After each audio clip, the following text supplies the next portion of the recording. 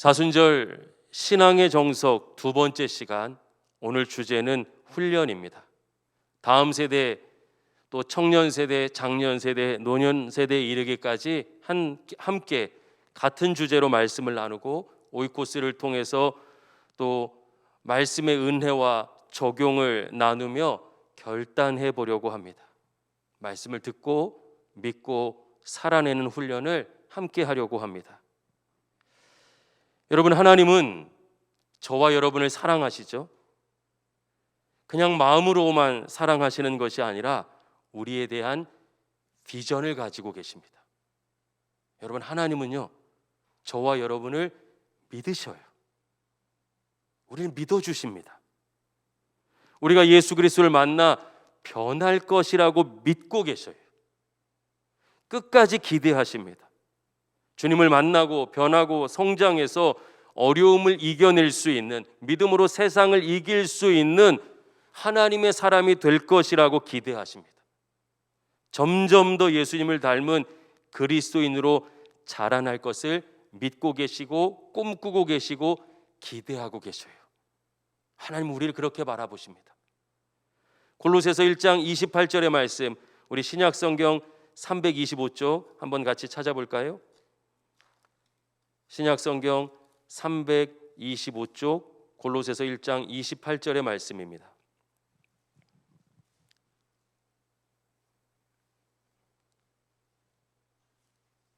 골로새서 1장 28절 말씀, 우리 함께 읽겠습니다. 우리가 그를 전파하여 각 사람을 권하고 모든 지혜로 각 사람을 가르침은 각 사람을 그리스도 안에서 완전한 자로 세우려 함이니 아멘. 하나님은 우리가 그리스도 안에서 완전한 사람이 되기를 바라십니다. 여기서 완전한으로 번역된 헬라어 형용사는 텔레이오스예요. 텔레이오스.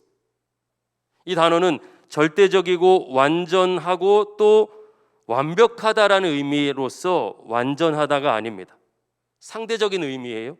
어린아이가 자라 어른이 된다, 성숙해진다라는 의미를 담고 있습니다. 하나님은 우리가 자라나도록 지으셨고 우리가 성장하고 성숙해질 것을 기대하고 계십니다. 그리스도인들은 한마디로 그리스도 안에 있는 사람들이에요. 그리스도인은 그리스도 안에 있는 사람들입니다. 상자 안에 물건이 있는 것처럼 그리스도 안에 들어가 있다는 뜻이 아니라 가지가 포도나무에 붙어 있는 것처럼 그리스도와 주님과 연합되어져 있다, 연결되어져 있다, 한 몸이다라는 의미에서 그리스도 안에 있다고 합니다. 우리의 성숙은 그리스도 안에서의 성숙입니다.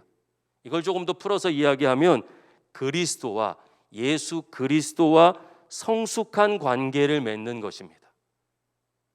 성숙한 관계예요, 우리가. 그러면 신뢰하겠죠. 성숙한 관계를 맺었어요. 웬만한 일로는 실망하거나 섭섭해하거나 오해하지 않게 됩니다. 이게 성숙한 관계죠. 우리는 예수님을 인격적으로 만나야 된다고 들어왔습니다. 그것을 어떤 신비로운 체험이라고 잘못 해석하고 배워왔어요. 인격적인 관계는 존중의 관계죠. 지금 생각지 못한 일이 일어나도 인격적으로 만나 성숙한 관계를 주님과 맺었으니 주님을 신뢰합니다. 보이는 것이 전부가 아니구나. 되어져가는 환경과 상황이 아니라 하나님께서 내게 행하실 가장 좋은 일을 기대하고 믿습니다. 이게 성숙한 관계, 인격적인 만남이죠. 믿음이 자랄수록 우리는 주님과 성숙한 관계를 맺고 그 결과 흔들리지 않습니다. 그리스도 안에, 그리스도에게, 주님에게 뿌리 내렸기 때문이죠. 하나님은 우리가 이런 성숙한 신앙으로 자라나기를 원하고 계십니다. 사도 바울은 모든 사람들이 그리스도 안에서 성숙한 성도로 자라게 하기 위해서 목회했습니다. 애를 썼습니다. 권면하고 교육했죠. 예수님을 바르게 가르치고 그분을 의지하고 신뢰하며 살아가는 신앙으로 훈련했습니다. 성도를 가르치는 일에 생명을 걸었습니다. 신약의 성도들은 핍박으로 생명이 경각에 달려 있었고 물질이나 환경은 우리와 비교할 수 없이 어려웠습니다. 그런데 그 환경의 한복판에서 그들은 주님을 의지하는 법, 주님을 바르게 아는 과정, 교육을 받고 훈련했습니다. 그 결과 골로새서 1장 28절의 말씀처럼 골로새 교회 성도들은 그리스도 안에서 텔레이오스, 즉 성숙한 성도로 자라났습니다. 하나님은 오늘도 우리가 믿음이 자라길 원하고 계시고 그리스도와 성숙한 관계를 맺어 흔들리지 않는 담대하고 단단한 믿음의 사람이 되기를 원하고 계십니다. 목회하면서 경험하는 것이 많은 성도들이 훈련이 필요 없다고 생각하는 것 같습니다. 초신자 때 성경 공부 한 번 한 것으로 전부라고 생각합니다. 그것을 그리스도 안에 거하는 삶을 학교의 어떤 과정처럼 생각하기 때문에 그렇습니다. 수료하는 과정이 아니에요. 관계적이죠. 날마다 더 주님께 가까이 가기 위해서, 날마다 주님을 새롭게 알고 만나고 신뢰해야 합니다. 유형과 무형의 교육과 훈련 없이 우리가 주님 안에 거할 수는 없습니다. 계속해서 하나님에 대한 신뢰를 배우고 하나님을 의지하는 훈련을 하지 않는데 우리 스스로 온전하게 주님만 믿고 의지할 수는 없습니다. 얼마나 많은 성도들이 하나님 없이 스스로 설 수 있다 오해하며 영적으로 교만해지고 그 결과 결국 넘어지고 맙니다. 사도 바울이 눈물로 외치는 것 같아요. 그런즉 선줄로 생각하는 자는 넘어질까 조심하라. 오늘 본문의 다윗을 보십시오. 우린 그의 위대한 신앙을 이미 알고 있습니다. 실제로 다윗은 더할 나위 없이 완전한 성도처럼 보이죠. 사실 다윗의 하나님 사랑은 정말 놀랍지 않습니까? 이스라엘 군대 전체가 골리앗 앞에서 두려워 떨며 숨어가지고 다 숨어가지고 어찌할 바를 모르고 있을 때 소년이에요. 다윗은 돌멩이 5개 들고서 골리앗을 향해 달려갑니다. 하나님을 모욕하는 이방인을 참을 수가 없었던 거예요. 다윗은 하나님을 사랑하는데 목숨을 걸었던 사람이죠. 그것만이 아닙니다. 다윗은 하나님을 두려워할 줄도 알았습니다. 사울 왕이 다윗을 얼마나 괴롭혔습니까? 늘 고초당했습니다. 그런 사울 왕을 죽일 수 있는 절호의 찬스가 왔어요. 그런데 여러분 주변에서 뭐라고 했겠습니까? 하나님이 주신 기회다. 대부분 그렇게 생각했을 거예요. 대부분 그렇게 말했을 것입니다. 여러분도 그렇지 않습니까? 환경이 조금 열리면 하나님이 열어주시나 보다. 환경이 닫히면 하나님이 막으셨나 보다. 나한테 왜 그러지? 판단합니다. 판단의 근거가 뭐예요? 하나님도 말씀도 아니라 환경이에요. 그때 다윗은 하나님께서 사울 왕을 기름 부어 세우셨음을 떠올립니다. 말씀을 기억해낸 것이죠. 하나님께서 세우셨는데 어떻게 사람이 사울 왕을 죽일 수 있는가? 말씀에 뿌리 내린 믿음이죠.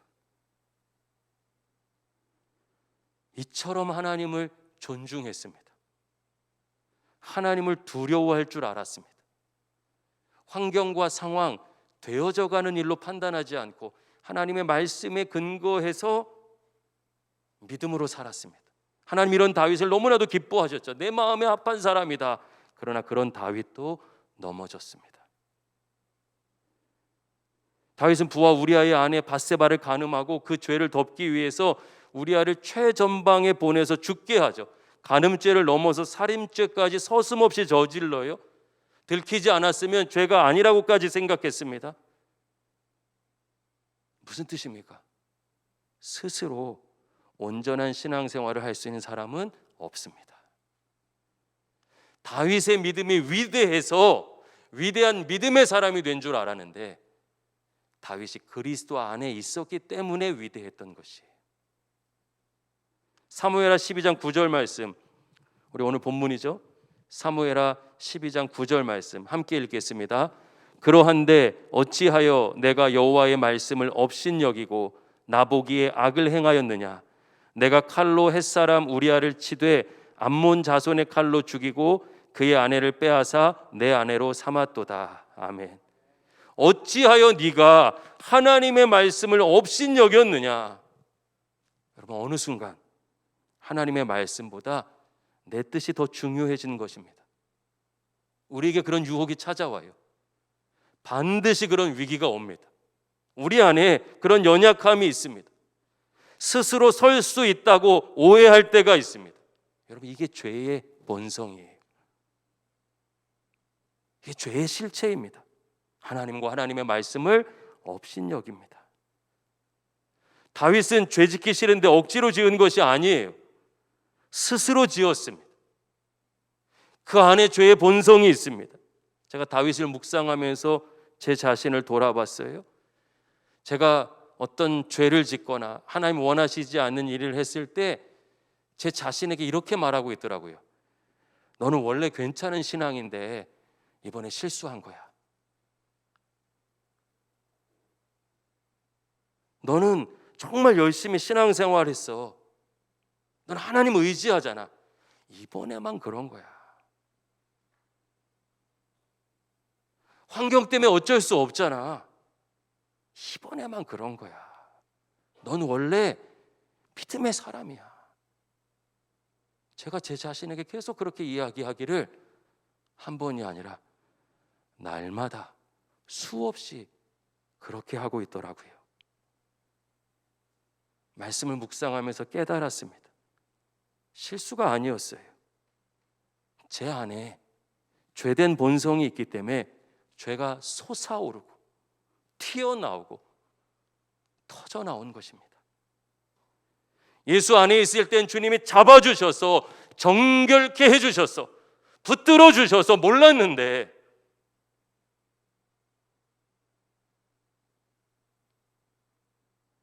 주님보다 앞서는 순간 내 안에 가득했던 죄가 튕겨져 나와 버렸습니다. 여러분, 신앙은 결코 나의 능력이 아닙니다. 우린 내가 연약해서 무너진다고 생각합니다. 아니에요. 우리가 연약한 것을 하나님은 알고 계셔요. 우리가 무너지는 이유는 내 연약함이 아니라 완전하신 하나님을 의지하지 않기 때문입니다. 하나님 없이도 살 수 있다고 생각하기 때문이죠. 우리 속사람은 하나님을 붙잡지 않아도 내가 설 수 있다고 믿고 있습니다. 나를 믿고 있습니다. 세상의 힘을 믿고 있습니다. 넘어지는 이유는 나의 연약함 때문이 아닙니다. 하나님의 말씀을 신뢰하지 않고 의지하지 않았기 때문입니다. 여러분, 자기 힘으로 온전한 신앙생활을 할 수 있는 사람은 없습니다. 단 한 사람도 없습니다. 그런데 죄된 본성은 나는 괜찮다고, 잘하고 있다고, 이 정도면 어디 내어놔도 뭐 괜찮은 신앙이지 라며 주님을 의지하고 주님을 붙잡고 주님과 함께 살아가는 삶을 밀어내고 있습니다. 결코 하나님이 주시는 마음이 아니죠. 오늘도 사단은 우는 사자처럼 저와 여러분을 무너뜨리기 위해 애쓰고 있습니다. 여러분, 모든 성도에게 하나님을 붙잡는 훈련이 필요합니다. 예수 그리스도 안에 거하기 위해서 우린 주님을 배워야 합니다. 주님을 알아야 믿고 의지할 수 있습니다. 말씀대로 그분을 신뢰하고 의지하는 훈련, 시도, 실천을 해봐야 더 깊은 믿음의 자리로 들어갈 수 있습니다. 하나님의 말씀을 배우고 훈련해서 단단한 믿음의 사람으로 자라나기를 하나님은 오늘도 기대하고 계시고, 하나님은 오늘도 우리를 그렇게 인도하고 계신 줄로 믿습니다. 초대교회는 아주 성령이 충만한 교회였죠. 약속하신 대로 보혜사 성령이 각 사람에게 불의 모습처럼 임했습니다. 그러나 여러분, 초대교회는 성령의 신비한 체험에만 머물러 있지 않았습니다. 하나님의 말씀을 무시하는 주관적이고 감정적인 신앙생활이 아니었습니다. 성령 충만한 초대교회는 결코 반지성이 아니었습니다. 간혹 성령 충만과 말씀을 배우는 신앙을 대립시키고 분리시키는 분들도 계셔요. 말씀을 공부하고 묵상하고 또 말씀대로 살아가려고 하는 것은 굉장히 초보적인 신앙이고, 성령 충만한 신앙이야말로 높은 신앙, 대단한 신앙이다 말합니다. 그러나 속을 들여다보세요. 하나님과 인격적으로 관계를 맺고 순종하는 자리에 있지 않고 그냥 저절로 되기를 바라는 거예요.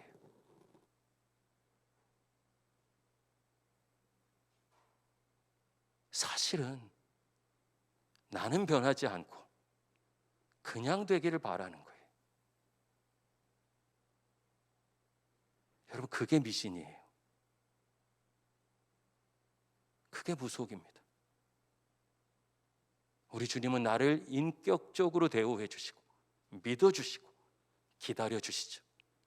그리고 자신을 다 보여주시고 우리가 받아들여 주님을 의지할 수 있을 때까지 기다려 주셔요. 우리 말씀 한번 찾아볼까요? 성경은 뭐라고 말하고 있는지.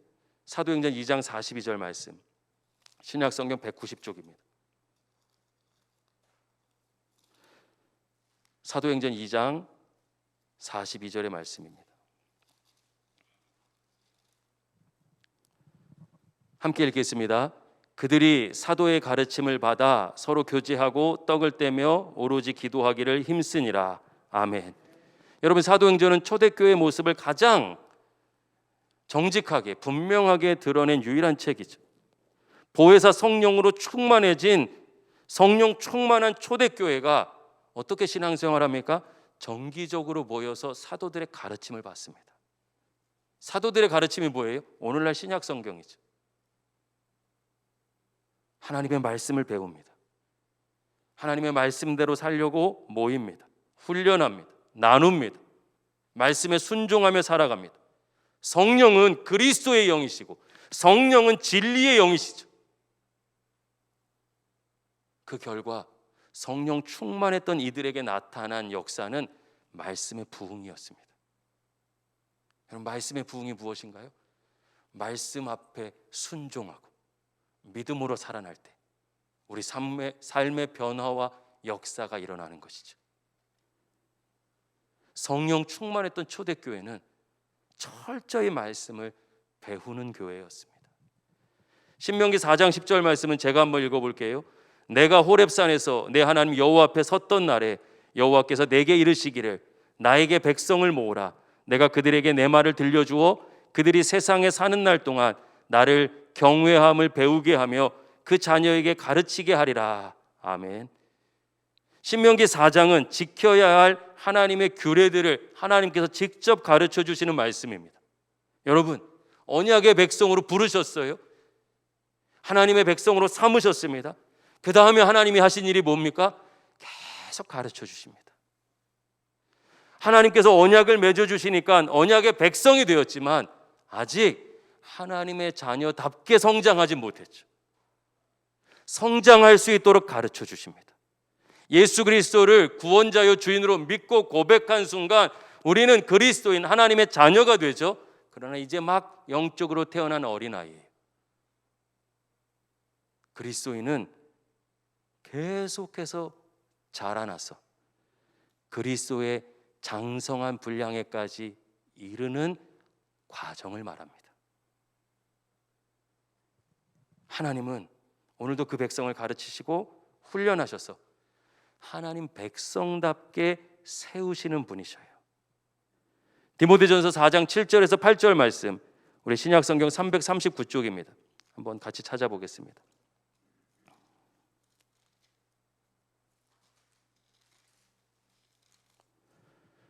디모데전서 4장 7절에서 8절까지의 말씀, 우리 함께 읽겠습니다. 망령되고 허탄한 신화를 버리고 경건에 이르도록 내 자신을 연단하라. 육체의 연단은 약간의 유익이 있으나 경건은 범사에 유익하니 금생과 내생에 약속이 있느니라. 아멘. 여러분, 하나님은 허탄한 신화를 버리고 세상 소리, 여러 가지 뭐가 좋다, 뭐가 최고다, 뭐가 능력 다 버리고 경건에 이르도록 자신을 훈련하라고 도전하십니다. 육체를 훈련해도 유익이 되죠. 약간 유익이 됩니다. 경건에 이르도록 훈련하는 것은 금생과 내생의 유익이래요. 저는 이렇게 해석하고 싶어요.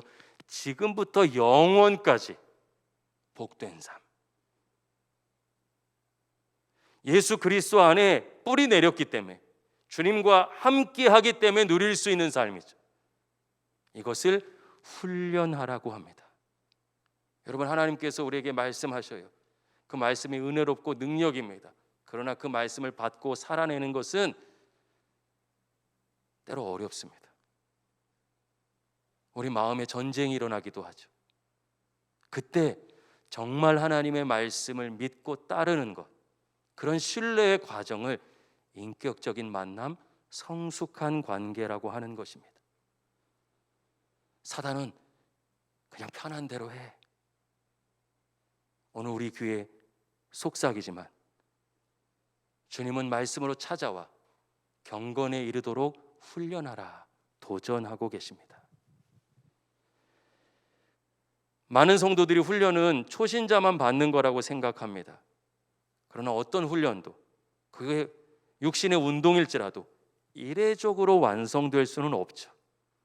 하물며 영적인 훈련인데, 우리 주님과의 깊은 관계인데, 한 10년 전, 20년 전, 30년 전에 한 번의 관계, 한 번의 말씀으로 주님을 다 할 수도 없고 주님을 온전히 신뢰할 수 있는 완벽함도 우리에게는 없습니다.